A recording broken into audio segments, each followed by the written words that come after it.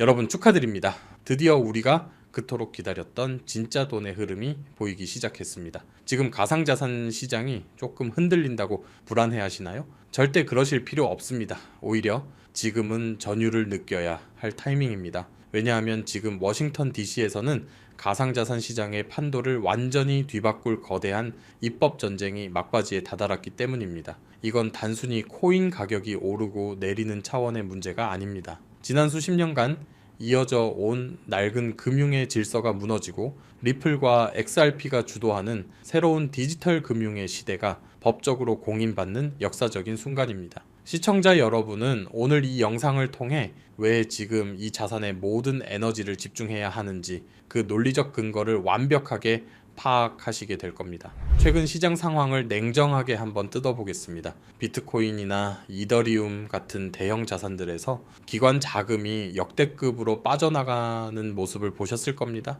특히 이더리움 같은 경우에는 전체 운용 자산 대비 유출 비율이 상당했죠. 그런데 여기서 놀라운 데이터가 포착되었습니다. XRP는 그 거센 매도세 속에서도 유출 비율이 이더리움의 3분의 1 수준에 불과했습니다. 이게 무엇을 의미할까요? XRP를 쥐고 있는 고래들과 기관들은 지금의 흔들림을 전혀 두려워하지 않는다는 겁니다. 오히려 이들은 무언가 거대한 결말이 다가오고 있다는 것을 직감하고 물량을 꽉 쥐고 있는 거죠. 시장이 공포에 질려 있을 때 홀로 빛나는 이 회복력이야말로 XRP가 가진 진정한 가치라고 볼 수 있습니다. 지금 미국 의회의 움직임이 심상치 않습니다. 최근 워싱턴에 엄청난 눈보라가 몰아치면서 많은 일정들이 지연되었는데요. 놀라운 건 상원 농업위원회가 이런 악조건 속에서도 가상자산 관련 법안의 마크업 일정을 포기하지 않고 계속해서 밀어붙이고 있다는 사실입니다. 정치인들이 날씨 핑계대며 쉬고 싶을 텐데도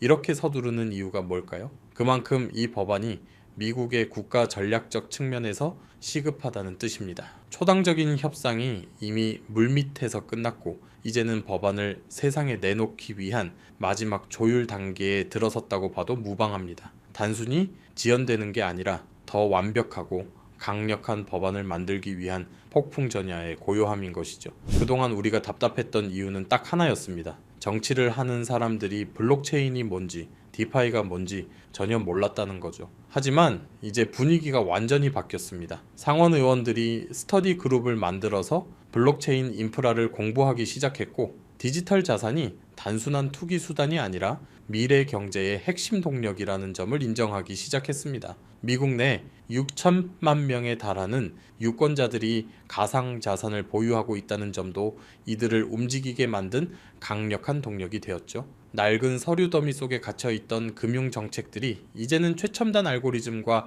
네트워크 구조를 수용하는 현대화 과정을 거치고 있는 겁니다. 여기서 우리가 주목해야 할 아주 흥미로운 법안이 하나 더 있습니다. 바로 신용카드 경쟁법 수정안인데요. 이게 왜 XRP와 연결되느냐? 현재 비자와 마스터카드가 독점하고 있는 결제 네트워크의 장벽을 허물겠다는 게 이 법안의 핵심입니다. 거대 은행들의 독점을 깨고 더 빠르고 저렴한 결제 수단을 도입하겠다는 거죠. 여기서 리플의 기술력이 가장 강력한 대안으로 떠오르고 있습니다. 기존의 느리고 비싼 스위프트 체제를 대체할 준비가 끝난 리플에게는 그야말로 고속도로가 깔리는 격입니다. 전 세계 결제 시스템이 리플의 레일 위에서 돌아가는 날이 머지않았습니다. 뉴욕주의 실세 상원 의원인 크리스틴 길리브랜드의 최근 발언을 보면 소름이 돋을 정도입니다. 그녀는 초당적 협상이 이미 상당한 진전을 이뤘으며 미국이 가상자산 시장을 선도할 준비가 끝났다고 자신있게 말하고 있습니다. 특히 상품선물거래위원회와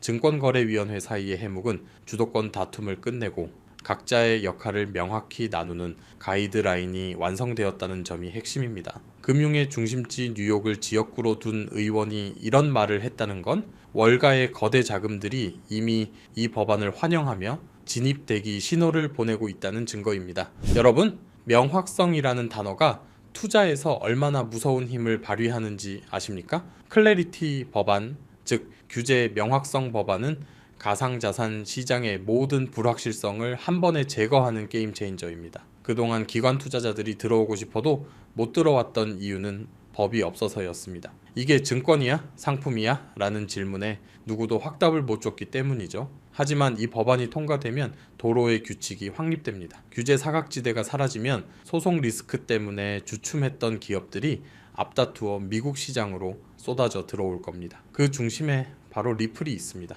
가장 중요한 포인트입니다. XRP는 이미 법원 판결을 통해 증권이 아니라는 결론을 얻어냈죠. 하지만 이번 법안은 거기서 한 걸음 더 나갑니다. 아예 성문법으로 XRP를 디지털 상품이라고 못 박아버리는 겁니다. 판사의 판결은 뒤집힐 수도 있지만 국회에서 통과된 법은 국가의 근간이 됩니다. 상품선물거래위원회의 관할 아래 놓이게 되면 거래소들은 아무런 제약 없이 XRP를 상장할 수 있고 브로커들은 합법적으로 투자자들에게 권유할 수 있게 됩니다. 유동성이 폭발할 수밖에 없는 완벽한 환경이 조성되는 것이죠. 리플은 단순히 코인 하나에 목숨 거는 회사가 아닙니다. 그들은 이미 기관들이 바로 사용할 수 있는 거대한 인프라를 구축해 놨습니다. 최근 발표된 스테이블 코인인 RLUSD와 XRP를 결합하면 어떤 일이 벌어질까요? 전 세계 은행들이 이 스테이블 코인으로 자금을 주고받으면서 그 사이의 유동성을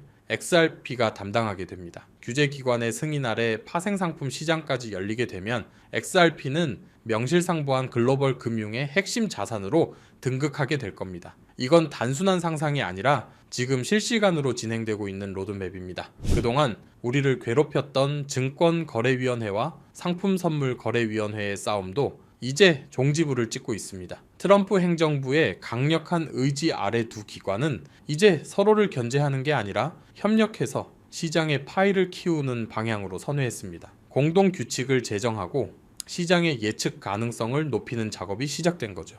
규제 기관들이 한 목소리를 내기 시작했다는 건 시장에 들어올 거대 자본들에게 이제 안심하고 들어와라 라고 레드카펫을 깔아주는 것과 같습니다. 이 제도적 안착의 속도는 우리가 생각하는 것보다 훨씬 빠를 겁니다. 앞으로 우리가 주목해야 할 이벤트들이 줄을 서 있습니다. 카나리 캐피탈 같은 거물급 자산 운용사들이 어떤 움직임을 보일지, 그리고 오노 서밋 같은 대형 컨퍼런스에서 어떤 중대 발표가 나올지 전 세계 투자자들이 숨을 죽이고 지켜보고 있습니다. 여기서 리플이 가진 실질적인 활용 사례들이 하나둘 공개될 때마다 시장은 다시 한번 요동칠 겁니다. 기관 전문가들이 왜 지금 시점에 이런 대형 행사를 준비하고 있는지 그 이면에 숨겨진 의도를 읽어내야 합니다. 그들은 이미 승리의 냄새를 맡았습니다. 결론을 말씀드리겠습니다. 지금 우리가 겪고 있는 모든 과정은 XRP가 제도권 금융의 주인공으로 화려하게 데뷔하기 위한 마지막 리허설입니다. 규제 명확성이라는 연료가 채워지면 가격이라는 로켓은 상상도 못할 속도로 솟구칠 겁니다. 미국을 중심으로 재편되는 새로운 디지털 금융 질서에서 XRP는 핵심적인 역할을 할 수밖에 없습니다. 지금의 변동성에 일희일비하지 마십시오. 이건 거대한 도약을 앞둔 마지막 매수 기회일 뿐입니다. 논리는 완벽하고 데이터는 증명하고 있습니다. 확신을 가지고 이 흐름에 몸을 맡기시기 바랍니다. 오늘 준비한 소식은 여기까지입니다. 오늘 영상 유익하셨다면 구독과 좋아요 한 번씩 부탁드리고요. 저는 다음에 더 좋은 정보와 소식으로 찾아뵙겠습니다. 여러분의 성공적인 투자를 기원합니다. 감사합니다.